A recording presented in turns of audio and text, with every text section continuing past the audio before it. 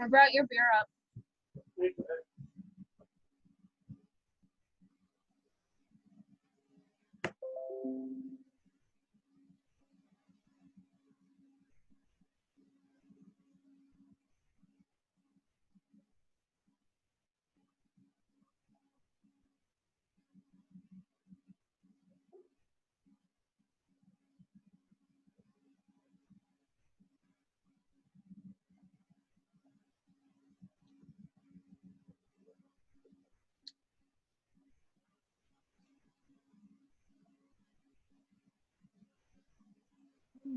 Start a video. There I am. Hi. Hello. Wasn't sure if we were really having a meeting tonight, but I figured I'd look.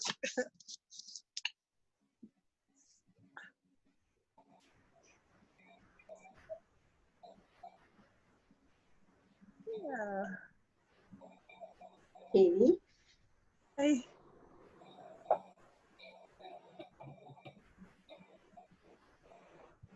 How are you ladies tonight? Doing well. Odd. Cooler than yesterday, but still. Yeah. It's our first summer in this apartment, so it's the whole figure out what it's going to be like.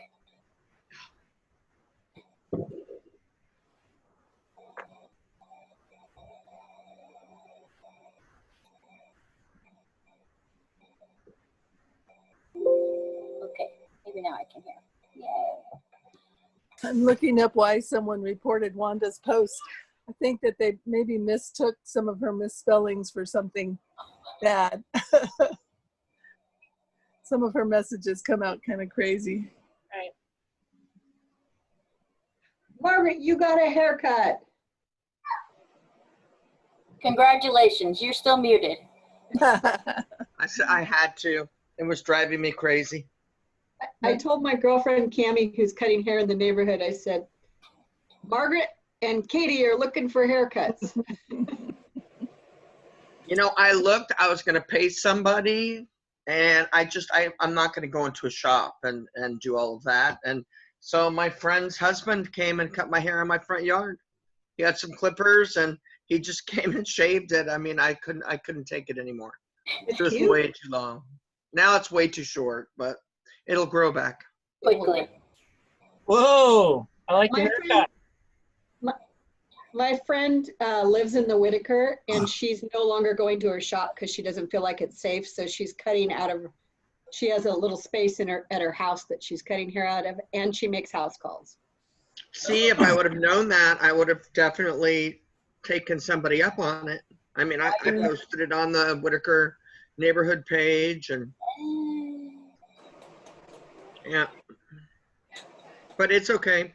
I'm comfortable. Yeah. It's That's cute. all that really matters, I guess. It's I call it the wash and go look. It definitely, I've had my hair this short before, a long time ago. It's comfortable. You can see me. I think it looked great. Yeah. Thank you. Now you just need to do it purple. I'll never dye my hair. I mean, yeah, you have red hair already, so, you know. That's right. And now it's really red. I look like a big red Q-tip walking down. No, you don't. No, I love looking at your pictures when you were younger, too. Your hair is big. Yeah. Those are awesome. Well, it was getting big now. Oh, really? Yeah. Yeah, oh, yeah, I saw your picture on there. 7:03. We'll give people a few more minutes to trickle in. Good evening, everyone. I'm glad to see your faces. Ian's not making it. No, tonight. he's got something else going on with the NLC.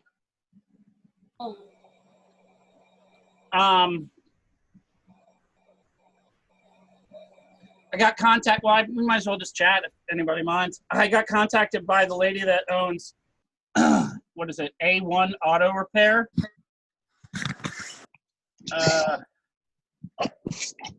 Let's see. Cherie Straussbaugh. She owns A&M Auto Body. That's what it is. Oh, Um, down at First and Jefferson.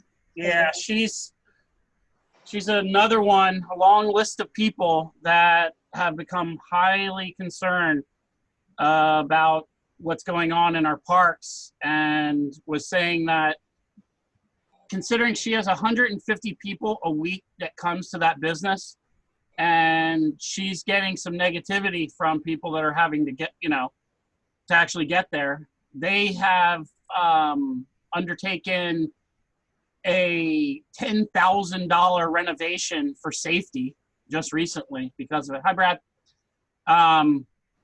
So they also had their windows broken out too.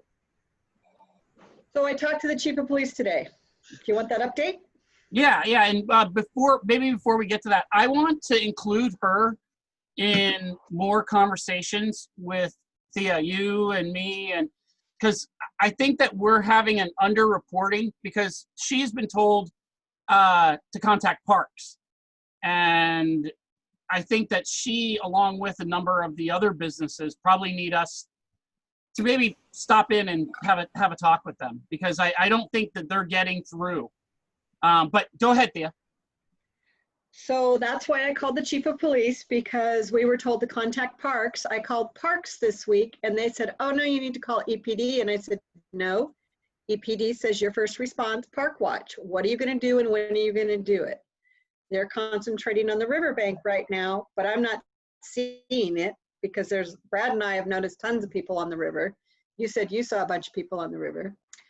I did write Sarah Mederi to ask for a meeting for us. She hasn't responded. So today when I talked to the chief, I let him know about all the illegal activity that was taking place there. He is going to put street crimes on it because we've got some trafficking of young women there and drug activity and things like that. So they will probably be on that tonight. He says the protests have finally calmed down enough that they can actually start policing again. He had to pull his street crimes to help manage the protests in town. We do have another one tonight. Yeah, we have one tonight here in town. It started in our neighborhood too. Yeah, he told me that was going to be happening. So what he did is he asked me to email him, even though we had the conversation. So I emailed him, but I also CC'd Claire, and I also CC'd Sarah Mederi and said, just got off, so that they got to see our whole conversation. I recapped it. And then I said, and Chris and I are meeting with Claire on Saturday, and I'm still waiting to hear from Sarah Mederi's office. So I wasn't very nice about it. I just kind of went, because I called last week and I've sent emails and no one's responding. And my next step after Claire, if we don't hear from Sarah by the time we meet with Claire on Monday morning, I will mask up, glove up, and I will walk in with pictures and say, all right, how do we get everybody on board? Right. The chief and I talked about getting the county and the city at the same table, along with parks and open space, some of the social services, the unhoused, and getting them all in the same room. Parks and open spaces, thinking about places. I recommended out past Park. There's that big field. Are you guys familiar with that field? It's between I-5 and Alton Baker Park, and there's a fire service road that runs along there, right along the river, and it connects to the Knickerbocker. And I said, why can't we do a big camp that allows people, if they want to camp there, to camp there? And so Parks went, oh. So anyway, I'm putting that out there. Right. And one thing I will say about this is, and thank you for all of that work, but we have no end game with the city or the county. They don't have shit going on. What they just did was bring 6 people from outside the neighborhood, and we've installed them in our Skinner's Butte park. I mean, just to be brutally honest with what's really going on, we have hundreds of people camped in the parks that are adjacent to that park and inside the Whitaker with no plan. Bringing all of those people to a different location, I think is great for optics, but nothing is going to change. You know, we still have unsanitary housing. We have the threat of COVID, which isn't really a threat, it's real. Resurfacing. We have an active drug cartel that's preying on all of these people. And I think it's just going to continue to move. But one of the things that I think that we need to clarify is we're not against housing people anywhere, but they cannot live in the parks the way that they've been, housing themselves. It's not sustainable. I mean, it's not sustainable for them. It's not sustainable for this community. Like breezing right into, the rash of break-ins, peeping toms, and things like that. I'm not saying 100% that the people that are near the Rose Garden, which are a vastly different group than the people that are camping underneath the bridge, but I mean, there's a correlation to all of these things. We have alternative economies that are going on, and we have no hope. We have, why is it that the Whitaker Community Council has to come up with a plan that the freaking city and the county can't do? Because they don't want to. I know, and it's just ridiculous, Anon. Like, because every time I think of saying something out loud, like, we got to get these people out of the park, this is just not acceptable, I start to think, okay, that sounds really horrible. Where are these folks going to go? And they're not just like people. They're Tom, Jane, Fred, Bill, Margaret. Like, they're human beings with names and lives and histories and stories. But I cannot accept what's happening right now because it has become unsafe. I mean, it has become where you cannot recreate in a park because the housing situation is so shitty, And I mean, nobody's doing anything. There's no push to do anything. It's very interesting that so many things are coming to a head right now. Right. I mean, because of the pandemic, because of the shutdowns, because people are isolated, it's brought a lot of tension and a lot of things are happening kind of all at the same time. You get the Black Lives Matter stuff, 400 years of oppression, but then you've got how many hundreds of years of the capitalist economic system, which basically just goes, I got mine, Jack, and all the rest of you guys are fucked. And that's what we've got. But that's the housing we've got. The housing is, we got all our housing and you guys can go fuck off. That's our housing situation, okay? And unless we actually address that directly, it's not gonna get addressed. Yeah, and why is it that once again, we shoulder the burden of the inactivity of the county and the city? I mean, I don't see a mass of people camping in any other park other than ours. I mean, go ahead, Brad. I think it's time we shared the joy. I mean, we proposed this before, but I think it's time we actively helped move people to other places and made sure that they got food and water on a daily basis as they sit in front of Lucy Venice's house, as they sit in front of Sarah Mederi's house. But make them partners in this action. Don't just like, I just want to dump you here. It's like, no, we need to help move this process forward. And I think we're going to find some willing participants. Yeah. Well, I mean, I agree. I think using the city councilors and county commissioners as participants, make sure there's a few camps in front of each of their sites. They all have bucks. They all have someplace to wash their hands. They have food and water, and they're all right next to the people who are actually going to distribute the funding.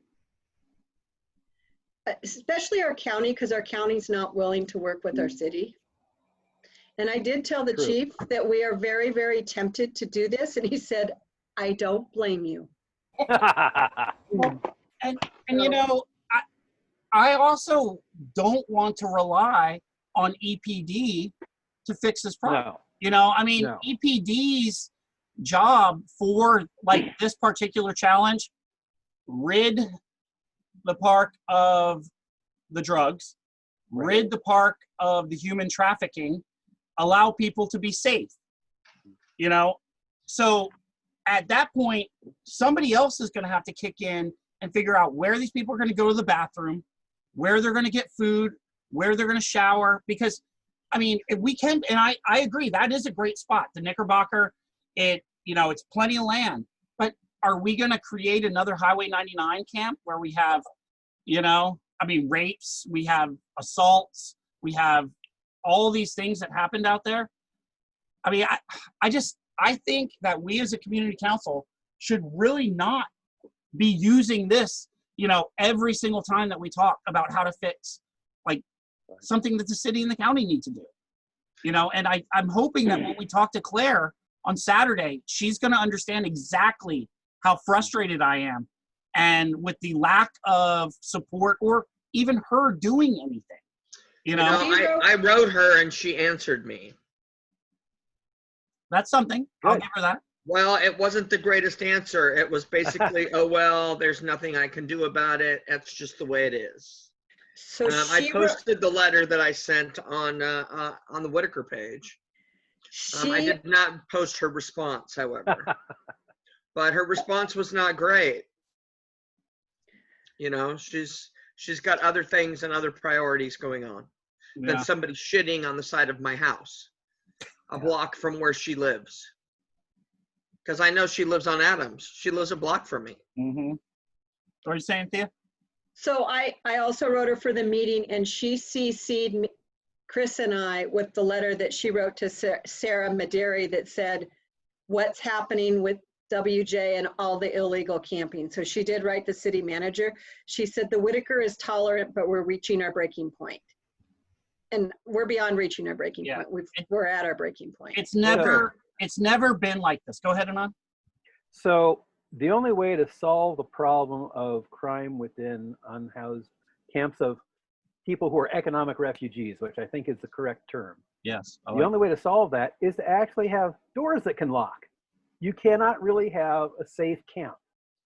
So every time we talk about some temporary sanitary housing or whatever you want to call it, any of that temporary stuff, every time we talk about that, we've got to also talk about real housing. The two have to be joined irrevocably together. Because if all we talk about is the camp stuff, we're never going to solve the problem. Exactly. And that's where we have gone with our sanitary housing. I think the Right. Conestoga At hut- least using Conestoga huts, they do lock. Oh, good. Yeah. So you do have a small amount of privacy inside there. And I agree on, a tent city is not going to benefit anyone. What it's going to do in the summer right now, it's going to allow some people to live a little rough, but a little bit more comfortably, and and a then little- they might. yeah, Right. yeah, or they're gonna party a little bit. The refugees, the economic refugees, those are the ones I think we need to start seeking out. To find some help, because there are those people that are in these parks. And I don't think we as a community council need to do this outreach. I mean, there's agencies that should be doing this. There's people from the city, and I'm not going to throw Regan or Peter under the bus, but they need to stop having fucking meetings with us and get out there and do something. Because they can meet with you, me, Ian, and everybody under the sun, but that doesn't do shit. Excuse my language, but I'm a little irritated that this is something that we as just concerned citizens continue to talk in circles about. We have Thea constantly talking to the chief of police, who, in all honesty, his feet are on the fire right now. And I don't know how he's not going to go out on a limb, especially with the houseless community. It's not going to look very good. And that's not what go ahead, Thea. I would love to start a protest that says unhoused lives matter. Sure. Because they do matter, and we're not looking at that right now. Well, I'm in the process of writing a letter to the city, county, and I'm also going to send it to the governor with pictures, because I think pictures show a lot. Yes, pictures are great. So if you look at any of the demands that are being posted having to do with defunding the police, and it doesn't have to be that word, but you know what we're talking about. We're reallocating some of the funding that is going to police. Almost every time you see that collection of demands together, one of the things that's always in that set of demands is affordable housing, right? Because it's obvious. If they're in housing, the police don't have to deal with them. Right. Right. It's behind closed doors. Go ahead. Yeah. Hey, Chris, remember when you did that little video with Rick Dancer? Brad. Yeah. I think you're overdue for one of those again. You know, I was thinking about that when Thea was saying, go to the paper and this, that, and the other. I thought about talking to the Weekly, but I don't think the Weekly has the same type of feel as we do on this neighborhood issue. You know what? I'll contact Rick Dancer tomorrow. I mean, Just broke his wrist. oh, did he? His arm. Yeah, Oh, but maybe he'll do stuff. yeah. So I mean, we'll see. And you know, the reason that I've been pretty benign in not throwing our city under the bus is because I really want them to do something. I really want to like be the type of person that will work with them instead of just bitching and complaining. But I'm at the point now where, look, I canvassed for you to put 6 people into the park. I constantly go out in my neighborhood and talk to people. I talk to businesses. I clean up trash. You know, I mean, we need some help, you know, and that's just me. Look at all the rest of us and the stuff that we end up doing. I mean, this is a lot of community hours that we're putting in. And, you know, I think we're not even making a dent in like the major issue, which is unhoused human beings that are living in the Whitaker in unsanitary environments, you know, and it's just, it's not okay. I mean, my walk with my neighbors was so eye-opening that, you know, I want all of us actually to do it. If you ever have a chance, you know, we could get together at midnight, but it isn't something like a neighborhood watch. And that's what I didn't want to publicize it. I didn't want people to come and get gung-ho. And so we're not out like yelling. We're just walking through the neighborhood. And truthfully, it was beautiful. It was quiet and awesome. And like, so it smelled good. And it was just really, really a wonderful feeling. And then I got over near the Rose Garden. It was 1 o'clock in the morning, 25 to 30 people scrambling all over the place, cars pulling in, dropping people off, pulling up, getting drugs, running away, 4 or 5 people going into one tent, coming back out, bicycles turned upside down, bicycles changing hand. I mean, we witnessed it all. We sat there for like over an hour just witnessing in one spot and then moved to check out a whole, it was just, it's unreal. I mean, that was at 1 o'clock in the morning. That road is a direct link with one street down to where you live, Katie.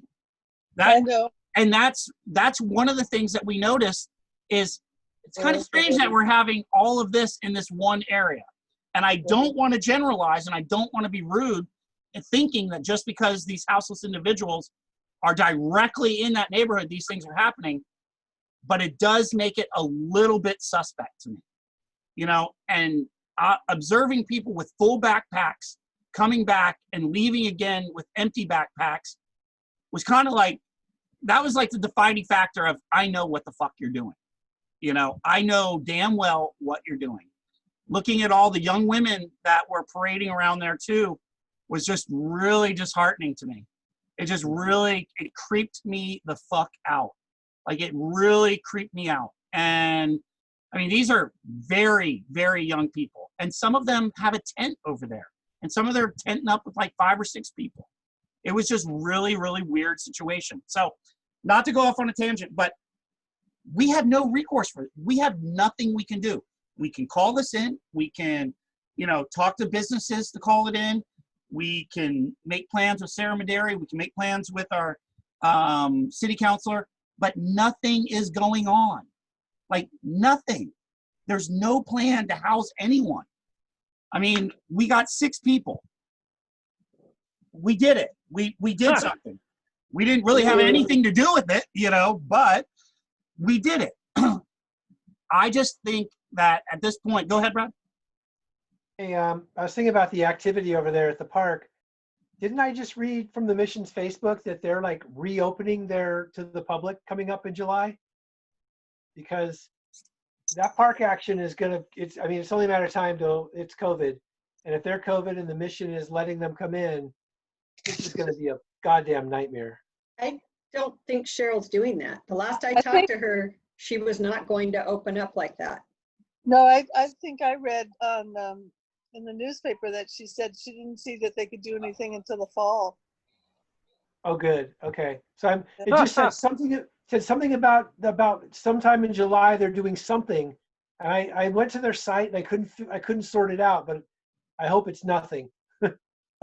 Yeah, I mean, that would be a disaster. and I hope so too. But see, here's the other thing too: is we're hoping that they don't do it because we've lived in this neighborhood long enough and we see the repercussions.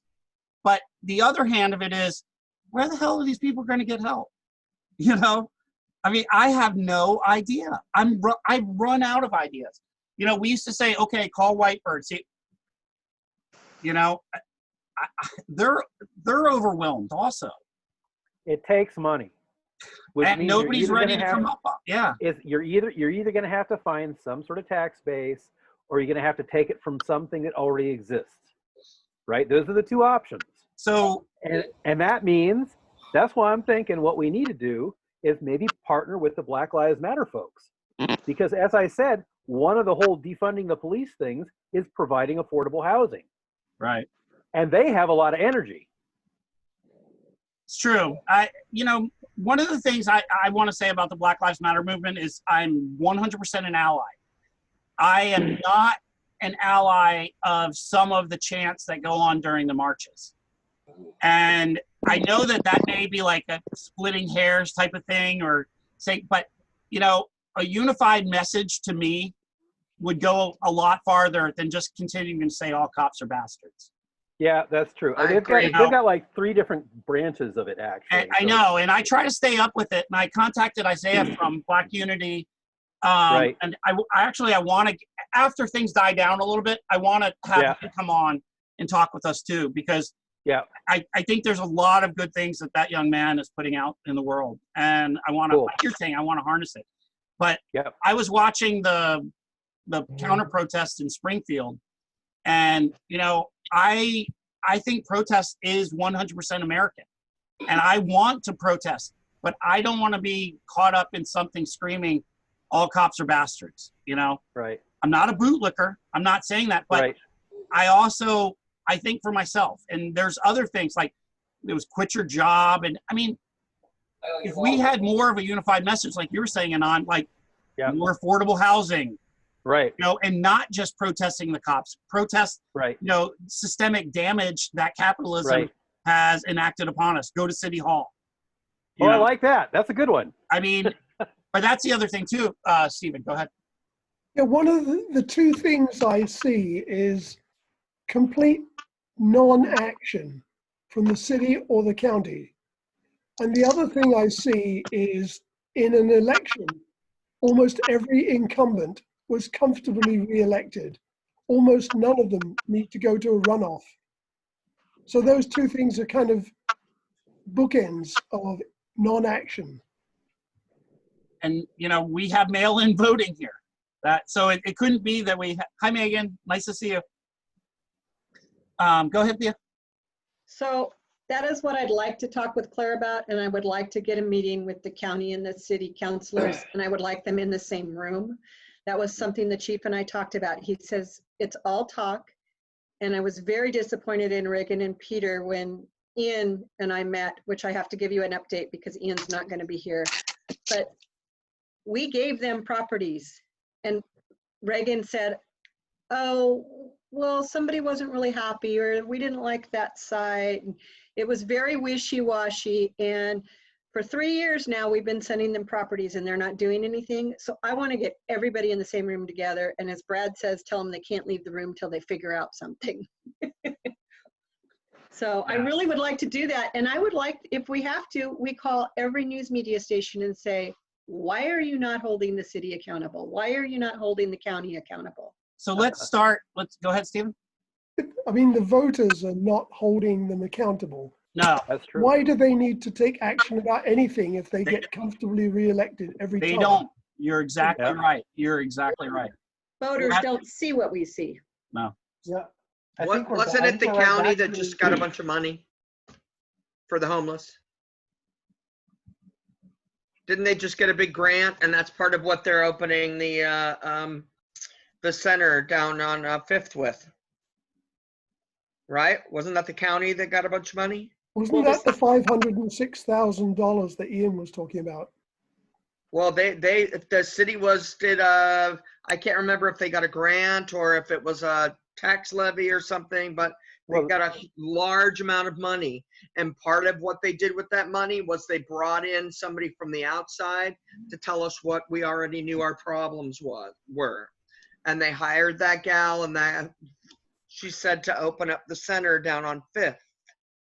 And there's still some of that money is left. And I believe that the county is in charge of that money. And that is for our homeless population.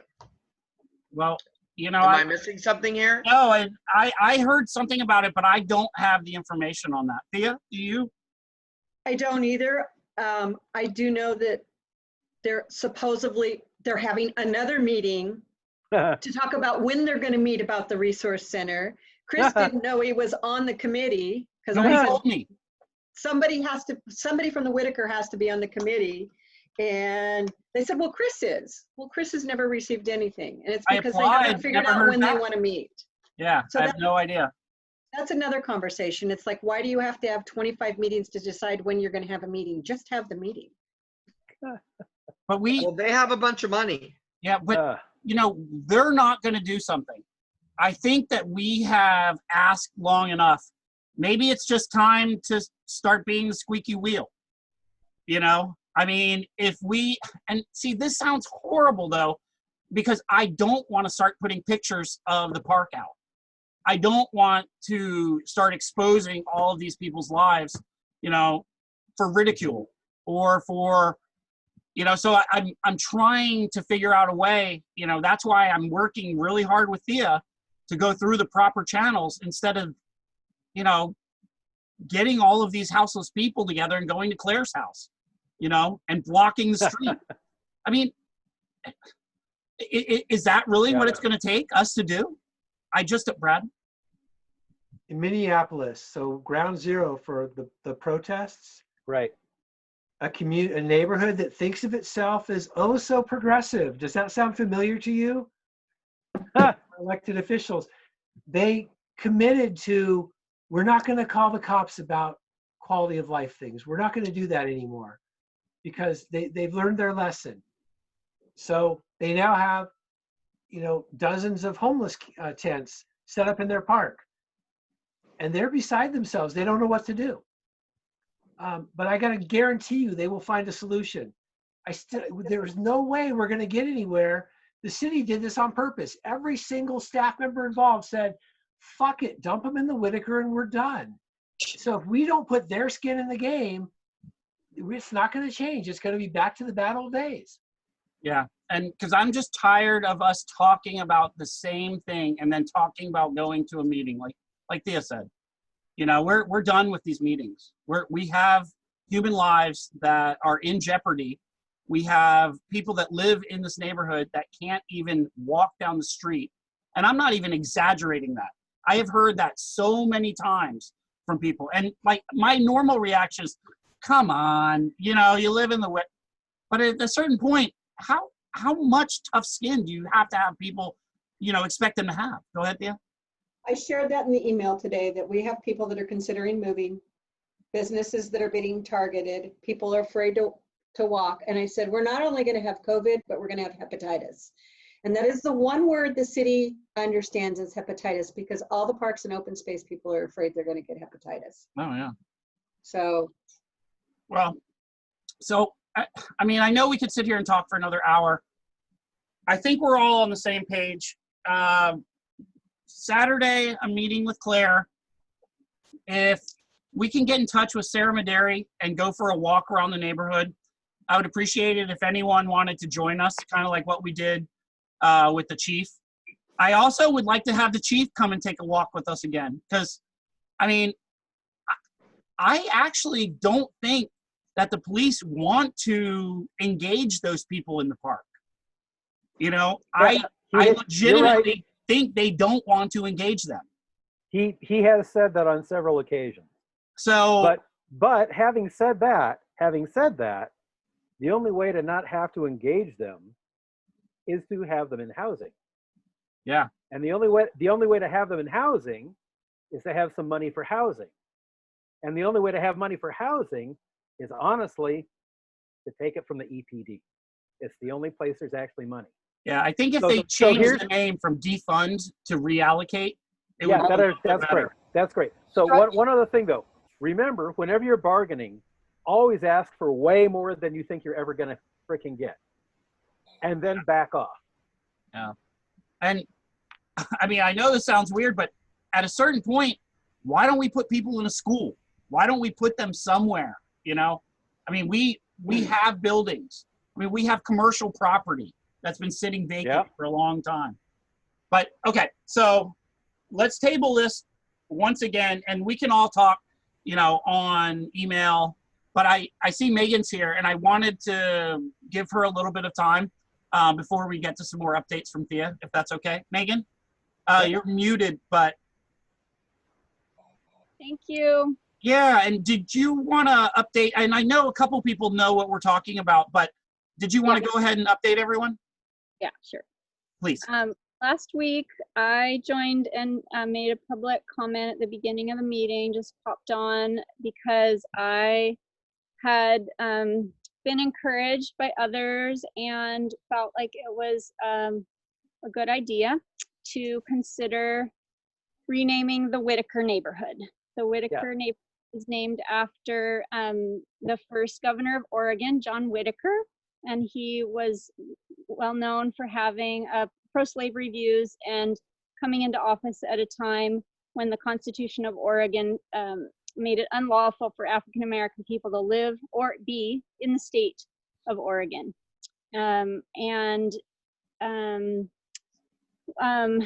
The people who are on the call, let's see, Chris expressed support, a couple of others expressed support, and no one expressed concern. So it was my understanding that there was general support from the people on the board members on the call, that we didn't have a vote, that there was support for moving this forward. And I have since got some more information that I'd like to share and a couple of questions to ask about process. But I don't know if it would be helpful if before I did that, if we checked in with those who were not on the last call to see if there's any opposition to moving forward with it or whatever. Well, with the show of hands here, does anyone have any opposition to us exploring renaming the Whitaker neighborhood? No opposition, but I have a comment. Sure. And then, so How much Margaret money? and then Katie. Here we're talking about money and about the homeless and about how it's going to take a lot of money, which it will, no matter which direction we go. And how much money will it take at a time when there are people camped all over our streets to rename our neighborhood? Not that I'm opposed to renaming the neighborhood. I mean, I get all that, but it's about priorities here. Or being fiscally responsible, but How much money is that? And it will cost a significant amount of money. Can you, can you, who is speaking? Margaret. Margaret? Yes. Margaret, I hadn't thought at all about money, and I've been gathering some information. I had not thought about the cost involved. Would you be willing to just make a quick brainstorm of some things that you think, that some of the pieces that might have an expense associated with them? Well, I mean, you'll have to get all new street signs, have to, you know, maps. I mean, there's an enormous amount of things. The Whitaker is a historical. It's on historical maps. You know, we could be talking about a significant amount of money just in that. or it could just be Probably formally known even as the Whitaker. Yeah. Next round of maps, I think probably would be reprinted with that. Rather, it's not like we'd have to print a bunch of maps, I don't think, but this does seem like some street signs. Okay. Thea? Oh, well, Katie, and then Thea, and then Stephen. I'm friends with Lane Fricky, and he was saying you don't have to change the name of Lane County. Just think of me when you think of Lane County, you know, another lane. But that's kind of my feeling. It's a really hard one, but I think it's kind of ridiculous. I mean, we are the Whitaker, and when we talk about the Whitaker, we have a lot of pride in our neighborhood, and we don't have a lot of pride in our neighborhood because we're thinking of some racist person that was named after many years ago. I just have a real objection to it, but if you guys want to proceed, I mean, I'm not going to stand in your way, but I understand it's probably going to proceed whether we get involved in it or not. It's my feeling. Thank you. Thea, and then Stephen. So I did see that Lane County is looking at changing their name, but they're keeping it Lane County and naming it after another person with the last name of Lane, who was not a slave owner. So I don't know what Mr. Whitaker's heritage is, but that is also another possibility looking down the road, because there is huge expense when you start changing names in counties. I don't know how much for a neighborhood. I mean, definitely maps would have to be changed and things like that later on, but. Stephen? I spoke to a handful of people since this time last week, and people were unanimous. These were all people who either lived or worked in the Whitaker. Everybody I spoke to was unanimous that once they knew who Whitaker was, they were unanimous about the idea of changing the name. Yeah, and I agree that the cost is probably pretty significant, but then we also have to think about this now too, is we still have money being allocated for art projects within the city, and we have people sleeping in the park. So if we want to talk about allocating funds, I think we have our priorities a little screwed. You know, do I think that renaming the Whitaker would cost some money? I think it would, but I also think with the momentum of the Black Lives Movement and also the white privilege that has been exposed to some people that didn't even understand what that term meant, I think it's a pretty good time for us to kind of change things, at least for the kids in the future, because they're a hell of a lot smarter than we are, and they do know who Whitaker is. But go ahead, Megan. So I think in the vote that we have is, I would say unanimous, with Katie just, you know, putting in, it's a money thing too. My opinion. So You know, maybe suggest next steps is finding out what the costs actually would look like, and I mean, figure out what it would take, or what money it would take for, if it's already been allocated in one department or another. Because if the main issue or the main problem or concern is the cost of it, then maybe just having more information about that would be. and it's probably happened before somewhere. Brad? You're on mute, Brad. I just fixed it. If it's happened before, then Rini Kane would know about it. So it seems like step one is to ask Rini about the process and the cost. I've got some information about who to talk to. Should I go ahead, Chris, with just the information sharing and the questions I have? Please, yeah, thank you very much. I appreciate it, Megan. Let's see, I've just had a bunch of conversations, or several conversations. I reached out to Kitty Piercy just to ask her, since she's a neighbor,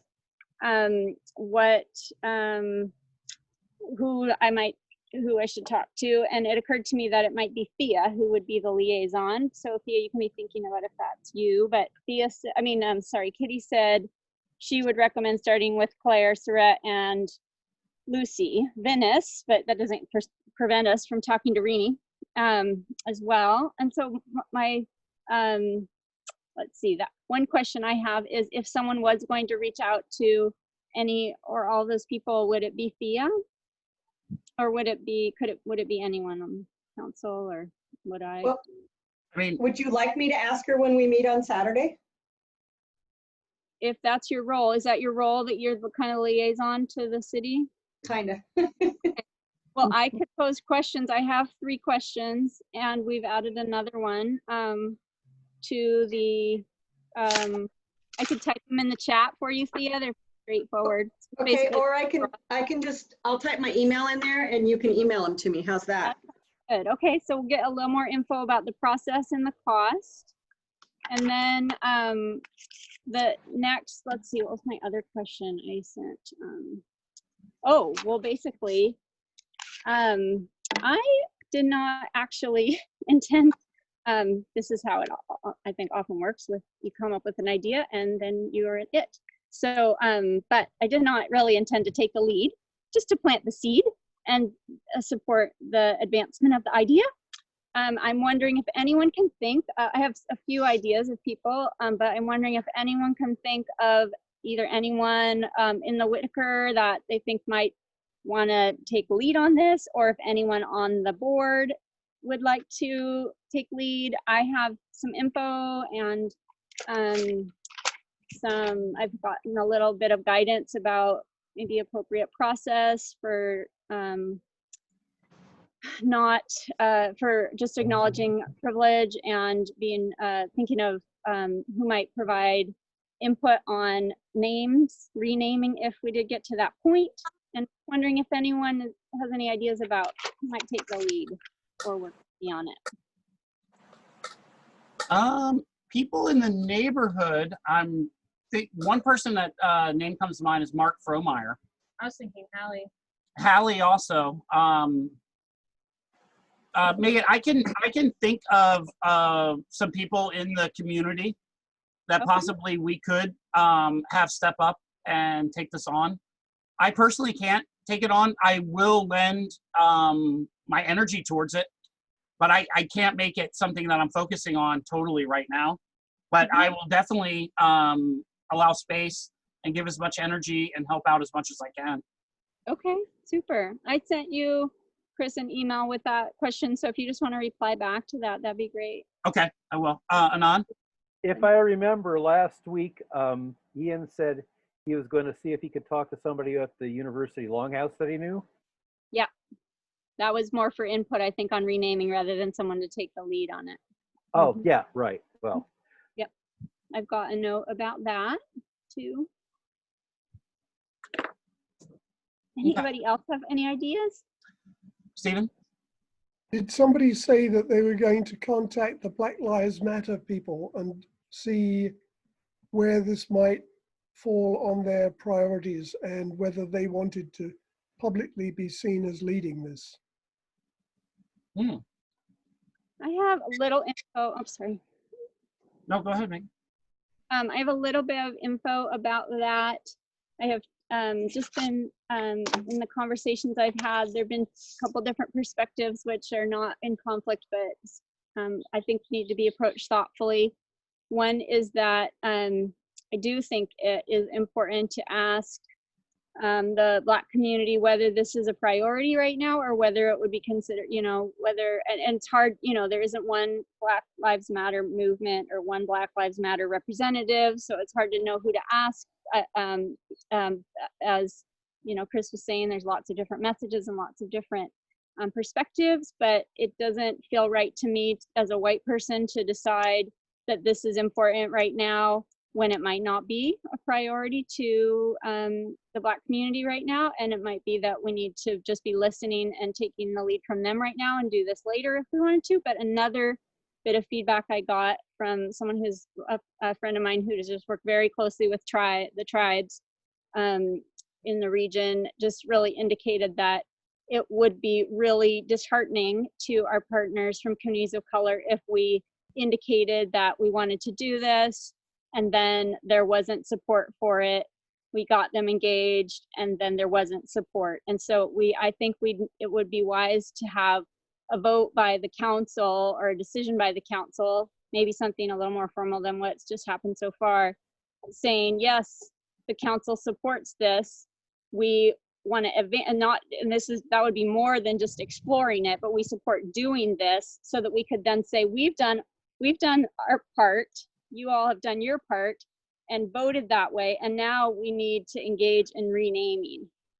So the vote would simply be a vote to, and I'm not ready to make a motion, so we can talk about, I can't make a motion probably as a non-board member, but I just, sorry, that was inappropriate, but I'm not suggesting that you would vote or that a motion be made tonight or anything, just suggesting that you might want to think about just voting to say, we think we support renaming.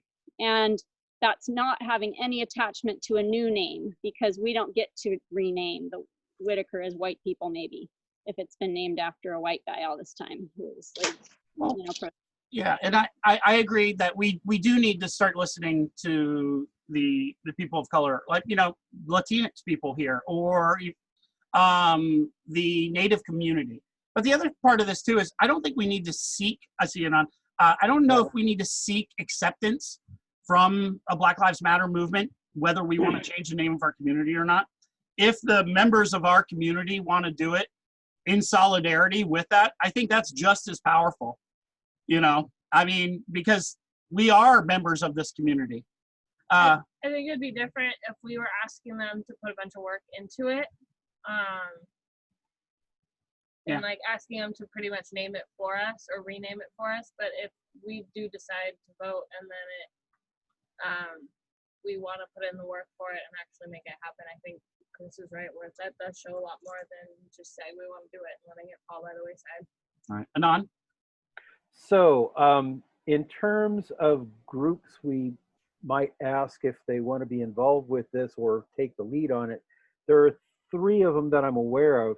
There's BLAC, which is Black-led Action Coalition. There's the one that you mentioned, Chris, Black Unity. And then there's BIPOC, which is Black, Indigenous, and People of Color, right? And that last one also includes people from the Latinx community. So it would seem to me that if what we're talking about is, you know, this land, which was originally indigenous land, that last group is probably a little bit more inclusive for the people that we're talking about wanting to have the opportunity to you know, say what this is. Because they were the people who were originally here. Yeah. Go ahead, Thea. So my best friend's husband, her family, his family was one of the original Black families. They lived on the street cool. here in the Whitaker. Cool. His grandmother comes down the street all the time just to visit her old house. So I could have a conversation with her and say, what do you feel about this? Because she loves the Whitaker. Right. You know, they have their family picnic at Sladden Park every year, and they all come to the park. So they might be very passionate, and they're a family that lived all the way back. So I could reach out if you want. Yeah, and I think all of these conversations are good. Go ahead, Megan. Because I heard you say, you know, we want to do this in solidarity, we just don't know what is acting in solidarity unless we ask. And so that was my only thought around not assuming it would be a priority. But it's also, I agree with you that it's something we can just say we want to do. I do have concerns about asking anyone from communities of color to take the lead on it at all. I don't think that's appropriate for us to do. I do think it's appropriate for them to provide counsel on renaming. And I have got the name of the Willamette Natural Area Council, which did all the naming of the natural areas along the Willamette. That was recommended to me as actually a decision-making body that we could ask if would like to provide counsel to us on renaming. But that would have to be after, I think, the board made a commitment to, or just was in support of doing it. I don't think we should ask still up in the air. Okay. So what we'll do is we'll send around the questions that you have. Did you email them over to me, Megan? Well, I just wrote to you on Monday just saying, did you have any ideas for people? But you can just respond back to that with your ideas for people. And then but I see you're saying, could I just send that? I think I kind of got, we know how to find, I think, folks with Black community and BIPOC if we needed to later. Okay. But I could share my contact information. I'll just type my email address into the chat so people can, if they have anything they want to send to me. I think my role might be kind of a holder of information, maybe, or kind of, I'm not sure. Just depends on what maybe. you're comfortable with. Yeah. Katie? I have a question. I just wonder if it would be appropriate. I know that our Whitaker Open Neighbors group page is full of a lot of different people that aren't necessarily in the hood, but I wonder if it would be appropriate to take a poll and where people could just say yes or no and not make any comments, and just like give the background of who the neighborhood's named after and ask people if they thought it was significant. And Yeah. because if you had a majority that was against it, then it Yeah. could get. Well, why don't we make a poll? And one of the Before you things even I start. want to put on there is, do you live in this neighborhood? You know, Sure. just a checkbox for that. That It never would just stops be nice to know anyone. the people that live in the neighborhood and what they had to say. But yeah, that we can do that. I think Annika's maybe working on it now. It would also be appropriate to ask all the businesses that have Whitaker in their name on their signs and their literature, on their forms, because they would, ultimately have to redo all of that, and it would be a financial burden to every business with the name of Whitaker. I agree. But, And they may think that it's a great idea. and, hey, It is a progressive neighborhood. I knew what John Whitaker was when I moved here. I researched him, So, but I'm also from Virginia, where all of those monuments have been coming down. So, I've definitely seen it. I've been to Robert E. Lee High School. I've been, Leesville Road. I lived off of that road. It was named after General Lee. So, yeah, but I think right You've come a now, long way, Chris. I really have. Come a long way. I have. But, I think it's very important to be conscious of some of these names. And, I think back at my favorite sport, the Washington Redskins. When are they going to change their name? They're not. They are actually. They're I was not. hoping they would, but who knows? So yeah, I, and not to say that I'm not wanting to do this, I just don't have the energy to put towards like the renaming, but I will assist as much as I can because my focus right now, I think, is in housing. And, but I'm totally down for it. I mean, I'm sorry. But yeah, so Megan, if that could just be an ongoing conversation that we end up having. And Stephen? I agree with Margaret that there's probably a fair amount of cost for the transition, which does not all need to happen on exactly the same day. Leningrad changed its name back to St. Petersburg, and Fort Bragg, California is considering changing the name of the entire city. So all their legal agreements will have to be changed. In our case, the Whitaker is a neighborhood. There's no streets that have the word Whitaker in, as far as I know. There's no, the maps that define the Whitaker are defined by lines on maps rather than being defined by the Whitaker neighborhood. So there are a lot of changes that need to take place, but it's very different from changing the name of a city or changing the name of a street. A street would probably be more difficult than a neighborhood. It doesn't affect postal addresses. That's true. We're not changing. Yeah, there's no Whitaker in our post. So yeah, so I think this is something that we could definitely say that we're working on and maybe see with all of the input that we're going to get what momentum we can have. But I think also this should be something that should be from us, somebody in the Whitaker. If we have somebody that co-ops our movement with another movement, it would just be a little odd to me. I mean, are we doing these things for the right reasons?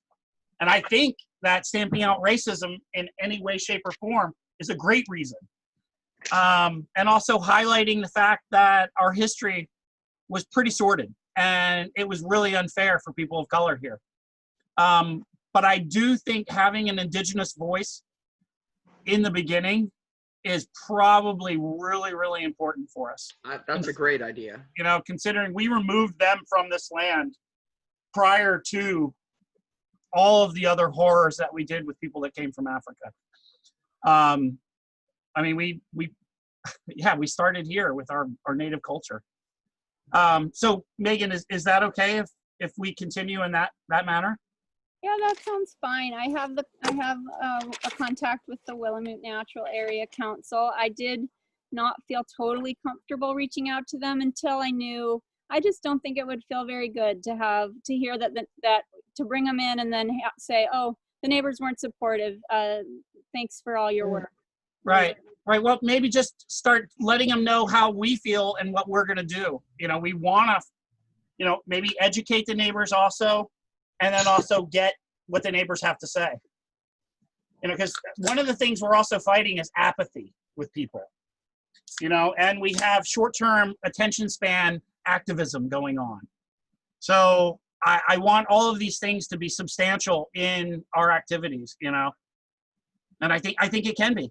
But if you don't mind, would you be our conduit for some of the conversations you're having?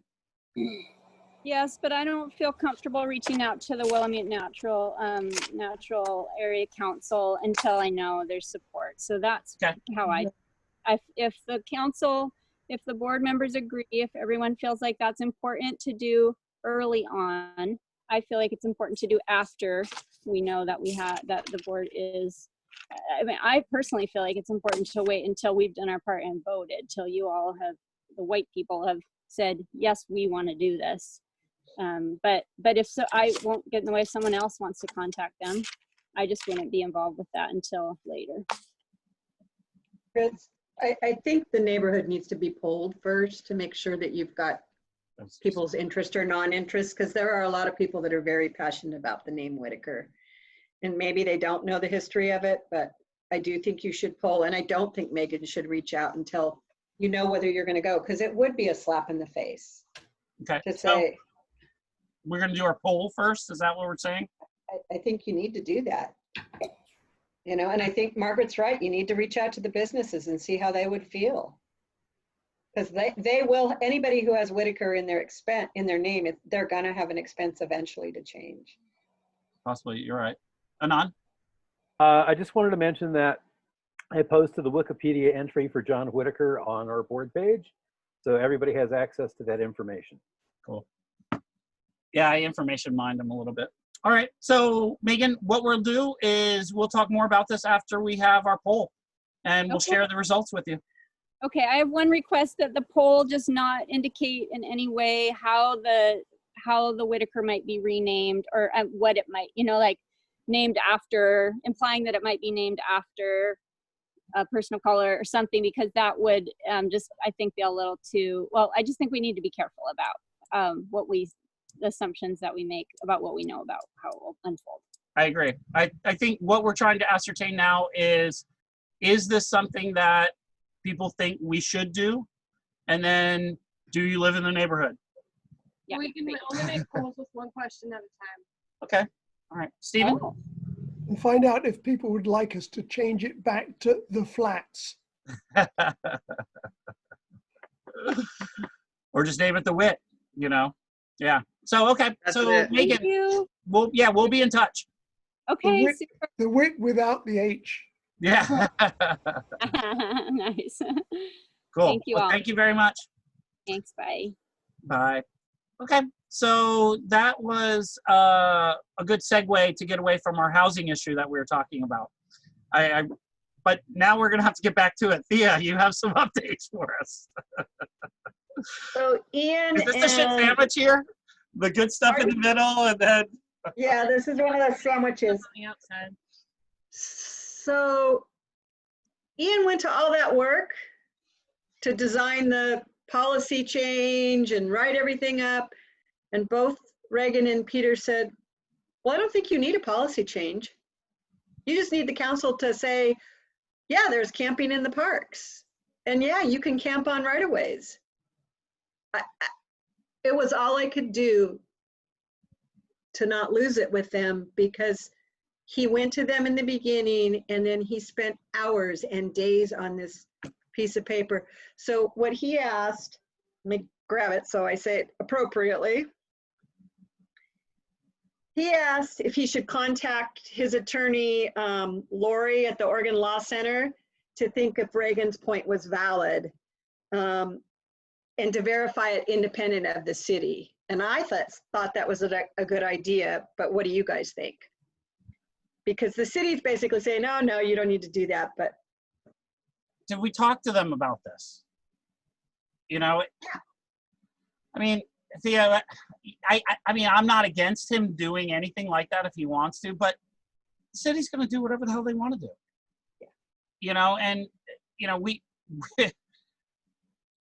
I mean, they put 6 people in the park. We talked about sanitary housing. We didn't get that. We tried to enact policy change so that we could do these things. Now they say we don't have to do it. And If we they're had still a city saying- councilor we could trust and like have on the Zoom call her up, we could find out these freaking answers, you know? We'd have somebody on our side. But no, we have to go around and do this bullshit every single time. Well, and he met with Claire, and I Claire know. said it was a that's good what I'm saying. idea. They're talking out of both sides. Yeah, that's why they said you don't have to do it, because later they could say, oh, well, wait a minute. Really, we did a little more research and you do need to, have this done. Yeah, but you know, the It's a one thing loophole. we want to make sure though that, look, parks are not a good housing source. That's not a good inventory of viable housing places. You know, it's been shown that it's not working right now.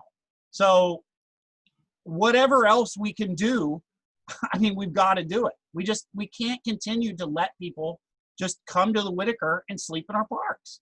Well, You know, and he's still pushing for parks. And they keep telling him, you can't push for parks. Well, but here's the other thing too, is he's not pushing for the council because we don't want people living in parks. We have people living in parks already. You know, I mean, that's the thing. So maybe this is more of a conversation that we need to have with Ian. Yeah. Because I want us, I mean, unless somebody else is thinking different than me, are we really wanting to push using the parks as housing, Anand, and then Brad? I think this might have to do with his concept of the sanitary housing and using sections of the park for specific projects, not just opening up the parks to general population.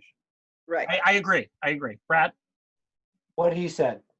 And I agree with that. And I thought of that too, Anand. But you know, much. the other part too is if we put something in there, they could take that as a blanket statement and be like, well, they said in the parks. You know what I'm saying? The city would do that. And I know they would. And they already have done it. You Well, know? it depends on it has to be the specific language then. Exactly. The language, and the that's language what has we- to say under the direction of the local community council or something like that. So there has to be some sort of authority given. That's what we wanted with the first 6 people, and we didn't even get that. Well, He does have that in there. So what he was talking to them about was Scoburg Gardens again. Yeah. And I told him, I do not think that the neighbors are going to go for that. He There's thinks they no are. way. How many of you think they're going to go for it? I used to live a block from there. I lived on 4th and Polk for 5 years, and there's absolutely not. Catherine, who lives in that big green house right there, she is going to say no way. I And the know. people that live District has historically been against it. And they're there's a lesbian couple that lives right across the street from the park. They've been there forever. They're going to say absolutely not. They already have nothing but problems there. Right. Because they tried to do the tiny houses there and they said absolutely not. So what are we doing with that land though back there? I mean, I can't access it. Nobody else can access it. Part of why it's cut off is because when they built that greenhouse right there, I actually was there when they were building that house. They went back there, they cleaned it up. There were needles all over. There was feces all over. They cleaned it up and they just closed it off. So it's no longer accessible. I was here then too. Katie? We went through this 2 years ago, and this, after they did Sladden Park, they were going to talk about doing Scoburg Park, and now it's just permanently on hold. And so it's kind of a waste of our time, I think, at this point to talk about what they're going to do, because they're not in a position to do anything. No. And they just put it on the back burner. Oh, but yeah. We still have a lot feces of and needles back opposition. there too. Yeah, I totally agree. But here's the other thing too is at some point we need to have a conversation about what the hell is going on with that park. There's no use of that land back there. And for some reason, I think some of the homeowners have keys to the gate. They do. Yeah. So that's a little, but you're right. That's something, we have so many other things going on right now. With this information, I think we'll just have more of a conversation with Ian so that he's a little bit more congruent with what we're talking about, because we do not want a blanket statement that people can camp in the parks here. I mean, we really just, it's not going to work. Do any of you know contacts at LTD Ride Source? No. I know one LTD bus driver. So do I. I don't think that counts. So there's a huge lot of land on Garfield to the south of Ride Source Yeah. Oh, that I know where that HIV is. Alliance said would be a great spot for a sanitary housing site. And I said something to Reagan about it, and she goes, well, LTD owns it. I said, well, have you talked to them? And she went, well, you know, they're just not. And I said, never mind, I'll talk to them. So I'm going to talk to them, because she has no backbone, I've decided. Yeah. And that lot hasn't been improved in over 20 some years. It's been the same. Now the fence has been torn down. They're using it for the road work that they're doing. They're parking cars in there, or work trucks, and they're putting gravel in there for some of the various road work that they're doing. I did approach Parks about looking at their parking lots for some sanitary housing. And I talked to Chris Gerard, and he's going to talk to his people. So we'll see.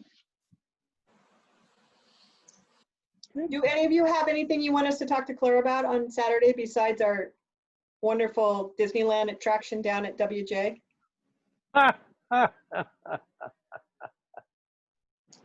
Oh. We've got the name change and that. Oh, Brad? Brad? Yeah, I would always push Claire and Sarah to get off their ass and push a mask requirement in Eugene. I mean, as long as this crisis is going on, you know, to ignore it makes it feel so much like Alabama, whose test numbers look a lot like ours do now. Nobody's wearing a mask anymore. I know. I mean, Interestingly enough, they wear them at the Black Lives Matter protests. Yeah, that was nice. Yeah. And it was really disappointing going to Slice today, because there were so many people out and about and getting like food in there and doing all this stuff without any masks on. Like, I understand going to a restaurant, but I mean, still at least wear your mask, like, until you sit down and eat, or like. well, and that's the thing. Our community brings everyone from Eugene into our small little city called the Whitaker. You know, Yeah. whether we're having a protest or we're having a Friday, Thursday, Wednesday, Tuesday night going out to dinner. There's people here. Thea, go ahead. So on streeteries, I don't know where we're at with that, but you guys have your signs. Maybe you could have on your signs, respect the neighborhood, wear a mask. We could. Yeah, because I That's mean, a really, on the sandwich boards, that's a Yeah. good idea. They're done. I'm going to pick them up tomorrow. So we can definitely do it. The one thing we need to think about is how we're going to secure them so they don't get stolen. Well, I mean, I've got some chain. that's it. We're going to have a thick chain because they'll cut it. But you know, if we put them up at businesses, maybe businesses might want to put them more in a spot that they don't get messed with or stuff like that. If we can get different businesses to sponsor different ones, like I just Them in at night, yeah. yeah. And, the other thing too is I think one of the things we need to start doing is bringing more people in, because, like when Megan was saying she can't bottom line it, but, they want us to do, I can't bottom line that either, and then I can't bottom line always doing the signs. I can't, we need some divisions of some stuff that we're doing, because it is getting overwhelming. Our housing issue is going to take all of our energy. I mean, it takes most of our meeting times.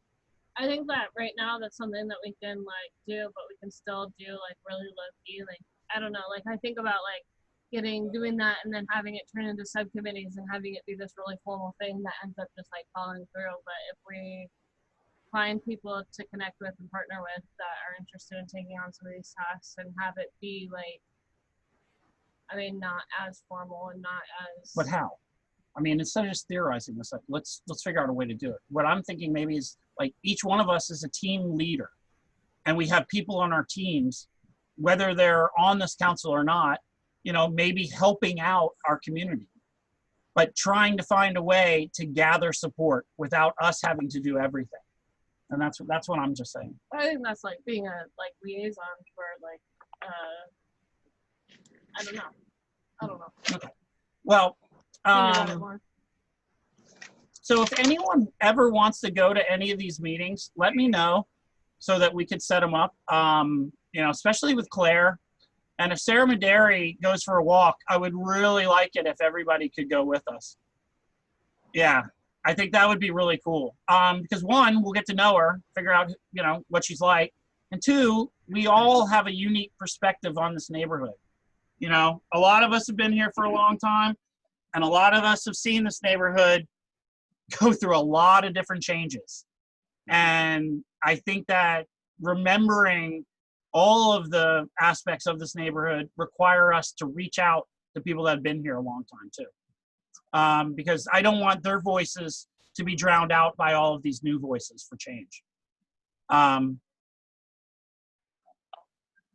Reagan ahead. did ask what was happening with the parking lot that the sisters own, because she thought it would be really good to put a micro camp there. I doubt they would do that. They're trying to sell that for $1 million+.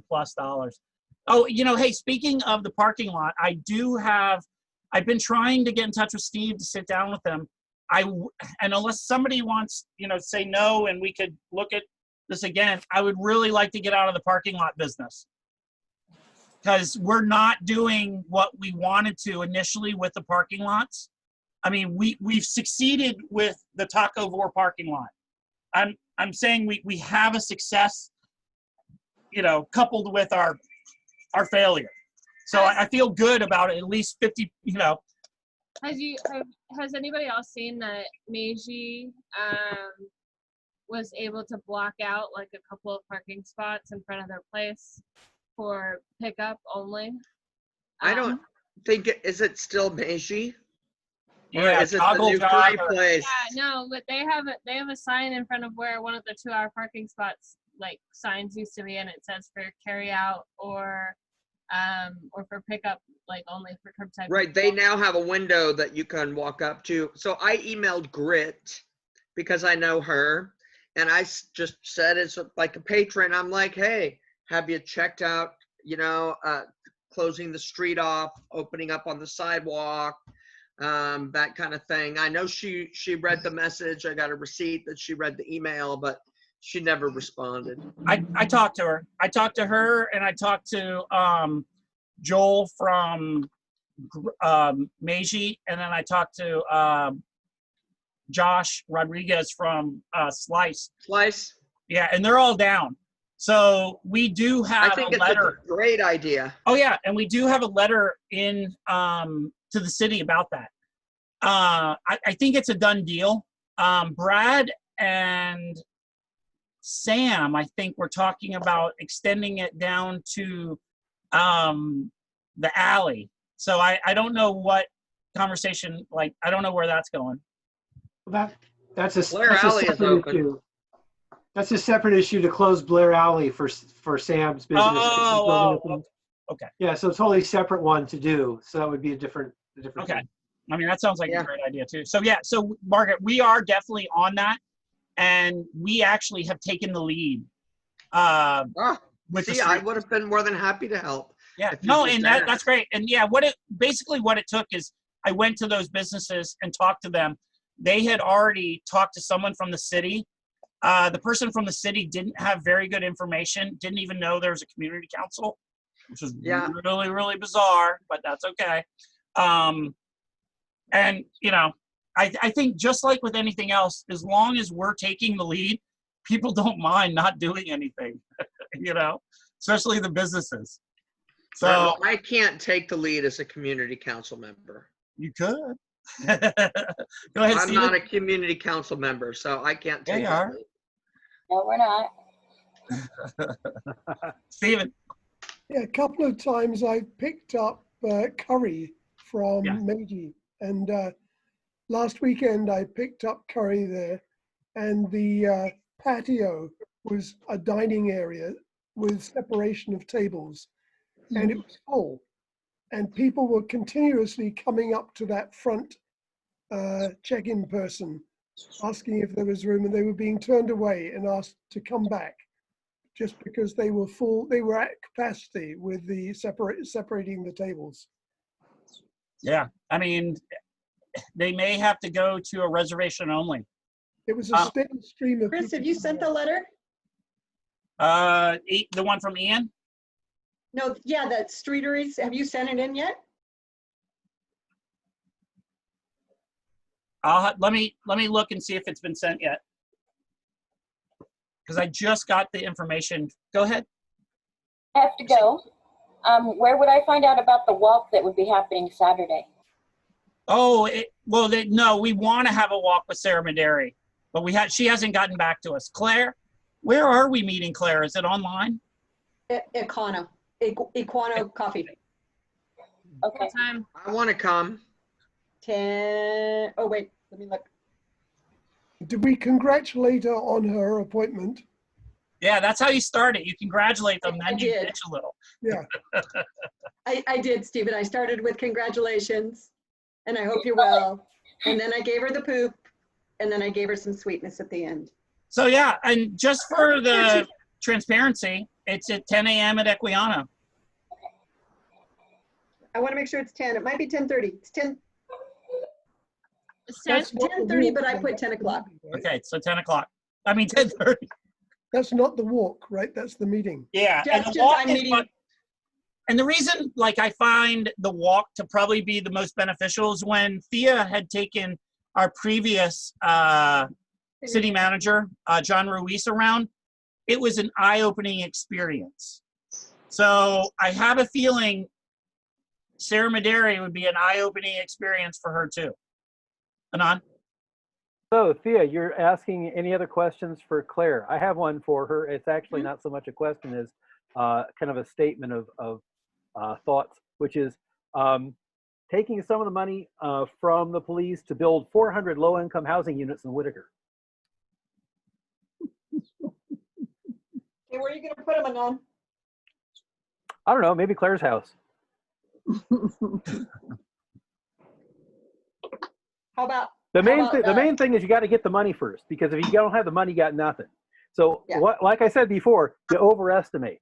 We're not really going to get 400 units, but if we say we want to get 400 units, if we're lucky, we might get 100 units. we'll give it a shot. Yeah, can't hurt. Well, Got to start somewhere. so if anyone know if does any have of any you- questions, let Thea or myself know. Or if you And my- really want to be there, please do. Show up. My email is up there on in the chat. So if you have anything else, you can email me. Cool. And definitely wear a mask on Saturday if you come. Yes. If And a walk materializes at all, then yeah, will you put it in the council Facebook? absolutely. Board council Facebook? Sure, the board one, yeah. Yeah. Yeah, I don't want to freak her out and have the whole community come down there, because, you know, they did go to Claire's house actually during one of the protests.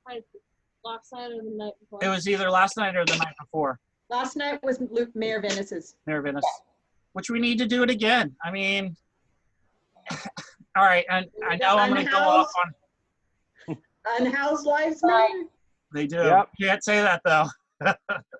Not yet. Not, Give it time. oh gosh. Bye, Christy. Bye.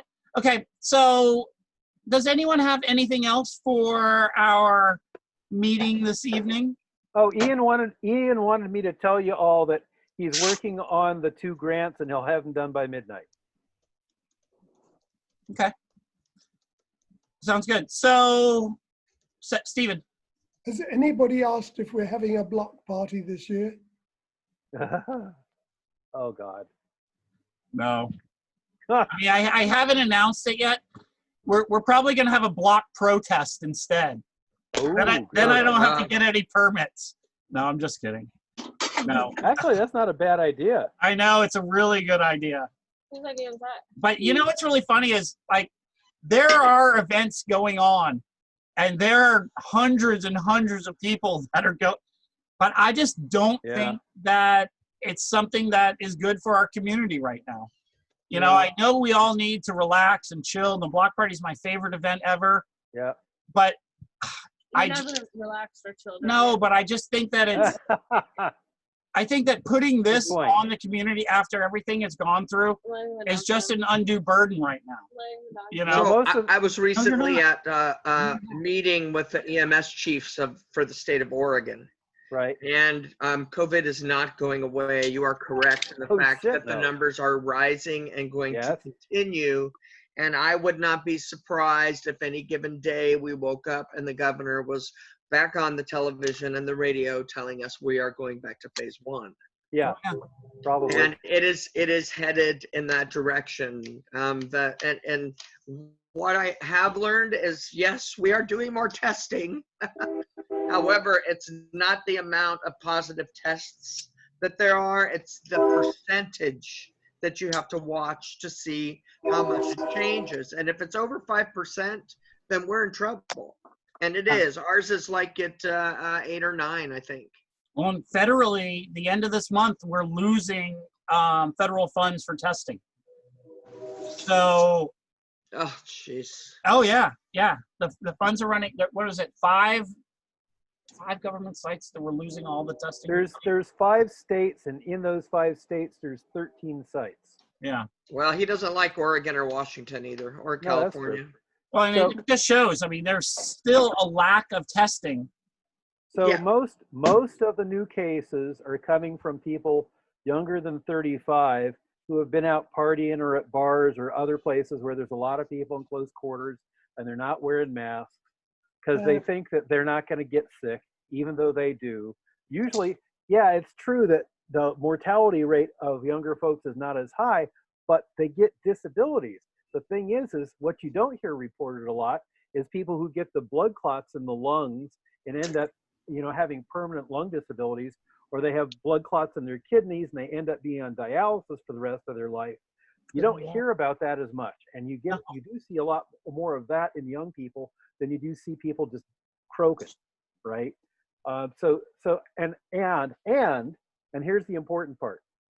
If we actually want to get people of that age group to be able to focus more on wearing those masks, the important thing is to get people that they listen to tell them, because they aren't going to listen to us. They aren't going to listen to public health. They got to get people who are in their group, whatever that group is, that they will listen to.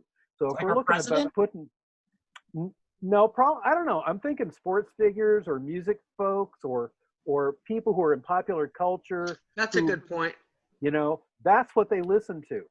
They're not going to listen to medical professionals. They don't give a shit. They don't trust them, right? So I don't know if there's any people who are locally famous that those folks listen to. Maybe we could contact them and see if we can put them on a billboard someplace. That's actually a great idea.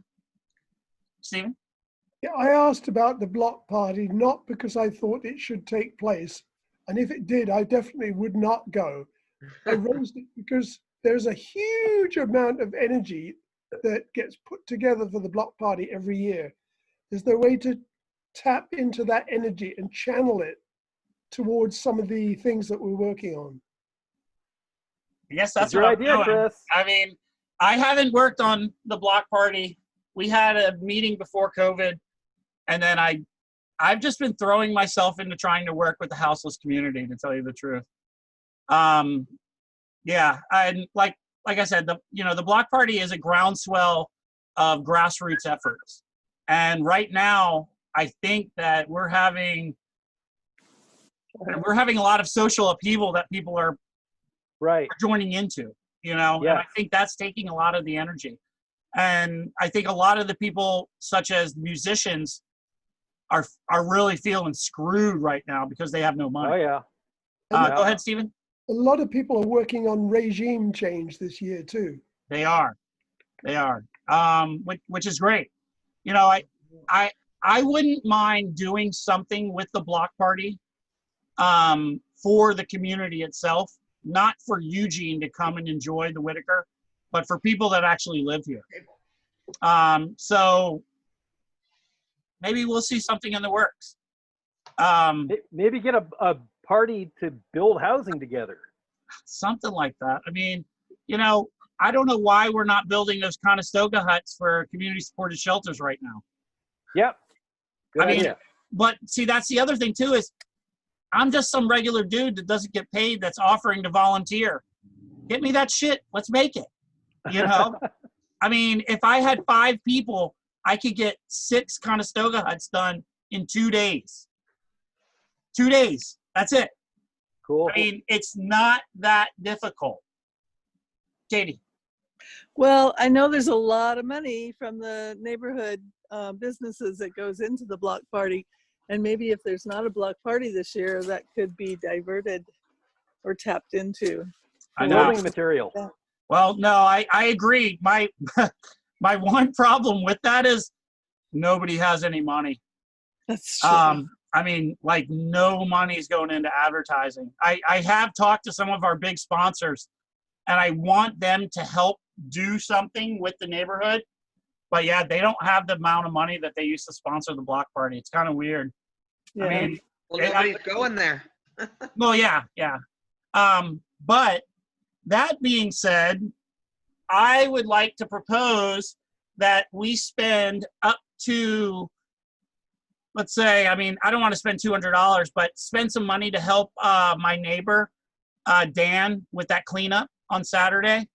Sure. I mean, the stuff that I have around here, I already gave him access to, you know, the trash cans I have. There's no grabbers. I have a few other things from whatever Wade had left here, but, you know, we don't need to spend a lot of money. There's no big after party we're going to kick in. I'm thinking just gloves and trash bags.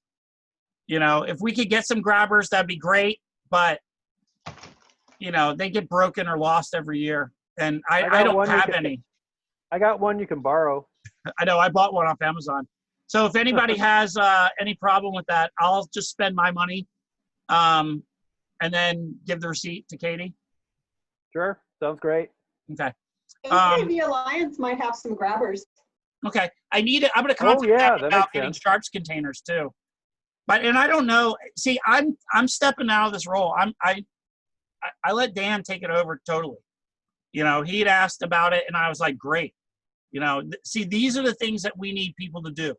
Take initiative and go, and we support them doing it instead of it being something that we do and then getting people to support us, you know. So yeah, Dan's my neighbor, and he lives right next door, and he works at 7-Eleven. Really great guy. He also has done the neighborhood patrols with me. But we'll get back to that at some other point. Basically, it's just walking through the neighborhood. So if anybody has time on Saturday, I haven't even looked to see what time. I didn't even look at his event yet, but we've just been talking about it. Okay. I haven't heard from Wade either, so I don't know if he's involved. Brad, are you tired? Brad, that's an exercise ball, not a sleeping ball. All right, well, Now you tell me. I've got to go. I'll see you guys later. Thank you, everyone. I appreciate all of your time. Right. If you have any questions for Claire or you want to join us, 10:30 on Saturday. Got it. All right. Bye, everyone. Thank you. All right. Bye.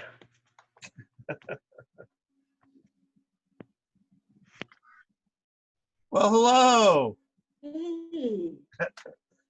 So, Chris, cheers. I got my wine in my coffee cup. Cheers. Messy hair, don't care. So,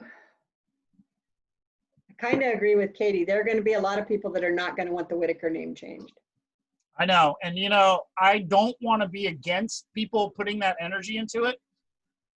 Here, hold on. Let me stop the recording.